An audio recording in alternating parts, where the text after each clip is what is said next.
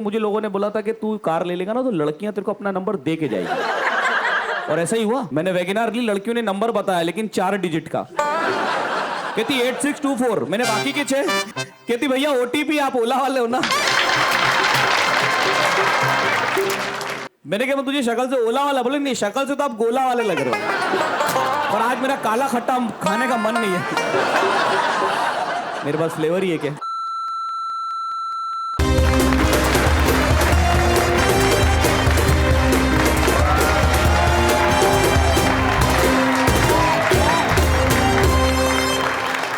क्या बात है।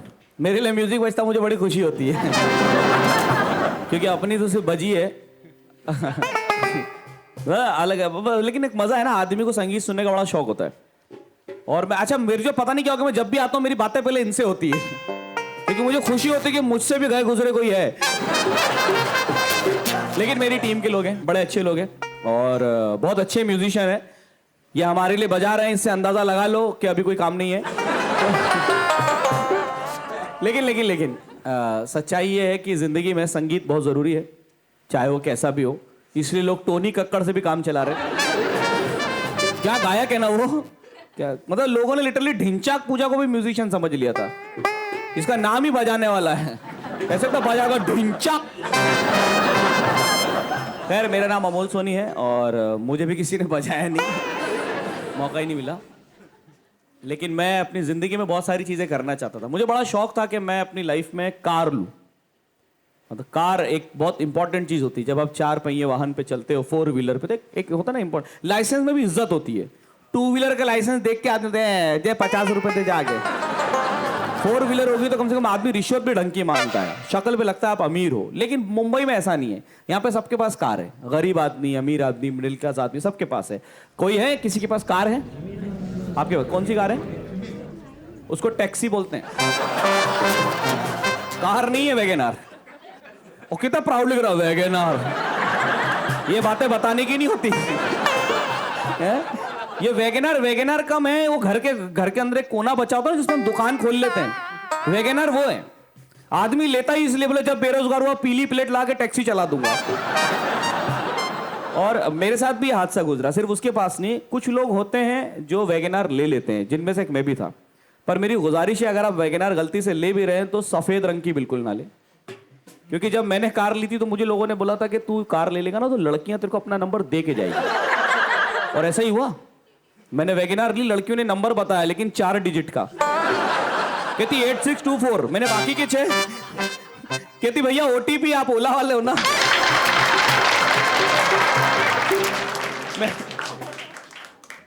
मैंने कहा मैं तुझे शक्ल से ओला वाला, बोले नहीं शक्ल से तो आप गोला वाले लग रहे हो, और आज मेरा काला खट्टा खाने का मन नहीं है।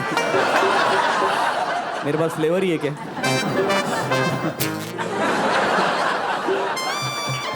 सारे ठरकी एक साथ समझे। लेकिन खैर कहीं और चला जाऊंगा मैं। लेकिन कार जब आपके पास रहती है तो एक रुतबा रहता है। बट वैगनआर के साथ ऐसा नहीं, क्योंकि वैगनआर में बहुत सारे वेरिएंट आ चुके हैं। उसमें भी नाम देते हैं अल्फा, डेल्टा, बीटा। समझ में नहीं आता कार दे रहा है कि कोरोना दे रहा है। तो कोरोना के भी नाम ऐसे दिए उन्होंने। उसके बाद में अभी प्रॉब्लम ये आ गई वैगनआर के साथ कि आपको टैक्सी वाला तो लोग समझते हैं, इज्जत भी नहीं मिलती और कार की कोई वैल्यू भी नहीं। लेकिन खरीद क्यों लेते हैं लोग? उसका सबसे बड़ा रीजन है वैगनआर के जो एडवर्टीजमेंट आते हैं, मारुति वाले जो चलाते हैं अपने सपनों की कार, आपके अपने सपनों की। मुझे ये बताओ कौन है जो इतने गंदे सपने देख रहा है? कौन है जिसे सपने में वैगनआर दिख रही है? मैं जानना चाहता हूं, उस निशाचर से मिलना चाहता हूं, उसकी आंखें फोड़ देना चाहता हूं। तू सपने में वैगनआर देख रहा बड़ा है? अच्छा तुम लोग वैगनआर पे हंसे कि बड़ा हुए पे हंसे? क्या दोनों एक ही बात है? मतलब सीरियसली आप सपना क्या देखते हो? मैं सपने में राजा बन गया, मैं सपने में रानी बन गई। कोई सोचता मैं सपने में वैगनआर से उतरा और लड़कियां मुझे ओटीपी बता रही है 8624। कुछ भी। बट ये मुंबई की बात है, यहाँ पे लोगों के पास लग्जरी कारें भी है। लेकिन स्मॉल टाउन से जो होता है ना, I am from Ujjain Madhya Pradesh, तो वहाँ पे जो लोगों के पास कारें हैं, वहाँ लग्जरी कार वार का शौक नहीं है। वहाँ पे आज भी लोगों के पास मारुति 800 है। और ये चौंकने वाली बात नहीं है, चौंकने वाली बात ये है कि उस कार पे ड्राइवर भी है। 800 पे ड्राइवर। वो इतनी प्यारी छोटी सी कार, उसके लिए ड्राइवर क्यों रखा? तेज पंखा चला तो खुद ही चल देगी। मतलब आई रिस्पेक्ट क्या पहली बार गरीबों के लिए कोई चीज आई थी भारत में, इतने कम और सस्ते बजट में आई थी।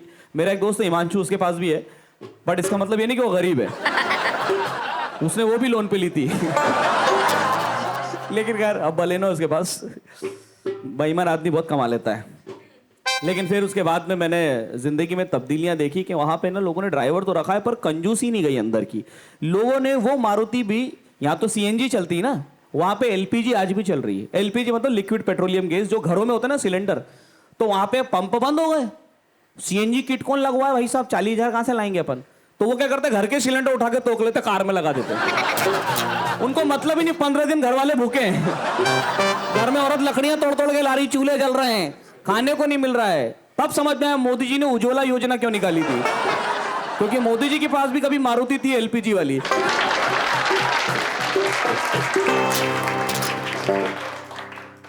फिर उनकी बीवी ले गई हो, फिर आई नहीं हो कभी लौट के।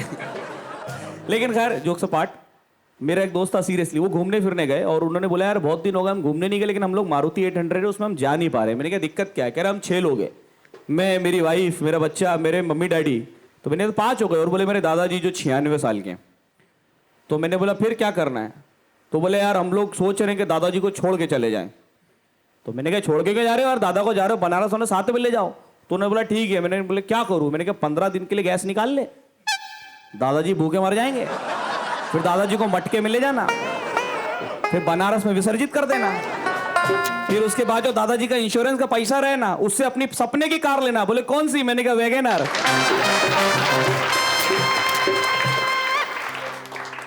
लेकिन कार का एक और प्रॉब्लम होता है, वो है पार्किंग का।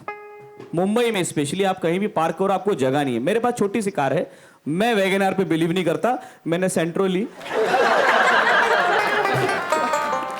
सेंट्रो में सिर्फ ह्युंडई जो एक नाम है ना वही अच्छा लगता है, मारुति एकदम घर का लगता है, ऐसा लगता है गणपति के मंदिर से कार लाए। ह्युंडई लगता है लेकिन कार वही है बॉस। और मैंने भी सीएनजी, जो छोटी सी कार है वो भी नो पार्किंग में लोगों को दिक्कत देती है, जिधर जाओ नो पार्किंग में। ये जो हमारे प्रोड्यूसर है सुमित जी, उनके बिल्डिंग में भी कार लगा देंगे, बाहर नो पार्किंग है। बोले नहीं 50 रुपए घंटा, 1 घंटे का 50 रुपए मेरी कार रखने का, वो भी मैं तुझे दूं। और चोरी हो गई तो बोले वो आप जानो। तो तू 50 रुपए काहे के ले रहा है बे, इतना रेट तो मेरा भी नहीं है। नहीं मैं 40 में आ जाता हूं, दर्द कम हो बस। अबे मतलब काम करते तकलीफ होती है। लेकिन खैर पार्किंग का प्रॉब्लम ये आ चुका है। आपको मालूम है चंद्रयान 2 जो आया था वो लैंड नहीं हो पाया, पता है क्यों? क्योंकि बीएमसी वाले उधर भी बोर्ड लेके खड़े थे नो पार्किंग, और चलाने वाला कोई वैगनआर वाला ही होगा, बोले मैं पैसा नहीं देगा, वापस चंद्रयान लेके। लेकिन फिर भी जो भी हमारे साइंटिस्ट थे चंद्रयान के, उनके लिए जरा तालियां हो जाए जिन्होंने सीरियसली। ये मैंने इसलिए किया क्योंकि मैं नहीं चाहता कैमरा बाज पे ये वीडियो ब्लॉक हो जाए, कवर करना भी जरूरी है। बट अब जिंदगी तब्दील हो चुकी है और कार के अलग अलग फायदे लोगों को समझ में आ चुके हैं, जैसे कि आप ओला में लगा लो, उबर में लगा लो, शेयरिंग में चला लो। लेकिन एक चीज है जो मिडिल क्लास आदमी कभी नहीं करता, उसके पास कितना भी पैसा आ जाए वो कभी नहीं करेगा, वो कभी भी BMW मर्सिडीज लेगा ही नहीं। क्योंकि वो उस शोरूम पे भी अगर गया तो जाके उसका एक ही सवाल होता है, सीएनजी है? ये आदमी BMW पे सीएनजी टैंक मांग रहा है। पता शर्म की भी कोई चीज होती है ना। और जब लॉकडाउन में ये हुआ कि मैं कार की ईएमआई टाइम पे नहीं पे कर पाया, तो मुझ पे ना लोड सा हो गया कि ड्यू अमाउंट मेरे को पे करना है। तो जब क्या होता आपके जो 4-5 ईएमआई ड्यू हो जाती है ना। अच्छा ये आइडिया भी मेरे दोस्त हिमांशु ने मेरे को दिया था, बोला यार बाबा तुम 2 ईएमआई मत भरो, फिर तीसरी भर देना, फिर 2 मत भरो, फिर तीसरी भर देना। अब मुझे लगा उसने ये बोला था कि 2 के बाद तीसरी भरना, उसने मुझे बोला था तीनों एक साथ ड्यू मत करना। मैंने 5 ईएमआई ड्यू कर दी। मेरी कार ली थी मैंने 2.5 लाख की सेकंड हैंड, 3 लाख का ओवर ड्यू हो गया, 2 लाख से मैं पे कर रहा था। उसके बाद में अब मैं फंस गया। तो अब होता ये था कि जो ओवर ड्यू लेने वाले लोग होते हैं ना, वो आप किसी भी सिग्नल पे जाते हो ना, तो एक काला मोटा सा मराठी पल्सर पे आता है, हेलो हेलो हेलो। मैंने कहा अमोल सोनी, तो मेरे को लगा इसने मेरे को टीवी में देखा। मैंने कहा मैं एक्टर, तेरा पैसा बाकी है उतर। अब मैंने कहा क्या करूं? तो मैंने कहा यार भाई देख मैं एक एक्टर हूं, क्राइम पेट्रोल में काम करता हूं। अच्छा कॉमेडियन भी हूं। अच्छा और मैं ऐसे छोटे मोटे शोज करता हूं। अच्छा पर मेरा काम खराब है ये हो, तो उसको क्या बोलना चाहिए? सांत्वना देना चाहिए। औकात नहीं तो काय को लेते हो। मैं भी लिया था, बाद में मैं रिकवरी वाला ही बना। तो मैंने कहा भाई मैं क्या करूं, मैंने जैसे तैसे पैसा भर दिया, दे दिया, लेकिन मां कसम वो जो डर था मेरे जीवन में आज भी है। जब भी मैं किसी काले मराठी को बाइक पे देखता हूं, मुझे लगता है या तो ये मेरी कार लेगा या फिर बीवी ले जाए, वो ज्यादा बेटर है, क्योंकि वो भी उसी काले मोटे मराठी की बहन है।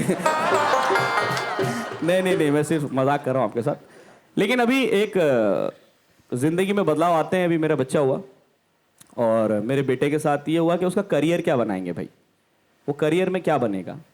मेरे दोस्त ने बोला इसको ना बहुत सारे खिलौने दे, वो जिस खिलौने को पकड़ेगा इसका मतलब वो वही बनेगा। तो मैं हेलीकॉप्टर लिया तो पायलट वायलट बनेगा, है ना। वो डॉक्टर का स्टेथोस्कोप लिया तो वो बनेगा। उसके पास मेरा कॉन्डोम का पैकेट आ गया। अब मैं सोच रहा हूं ये क्या बनेगा, क्योंकि अगर इसका इस्तेमाल कर लिया तो ये बाप तो नहीं बनेगा। और उस वक्त मैं सोच रहा हूं कि अगर सही टाइम पे ये मेरे हाथ में आ गया होता तो ना ये होता, ना बीवी होती, ना कार का ओवरड्यू होता। थैंक यू बहुत।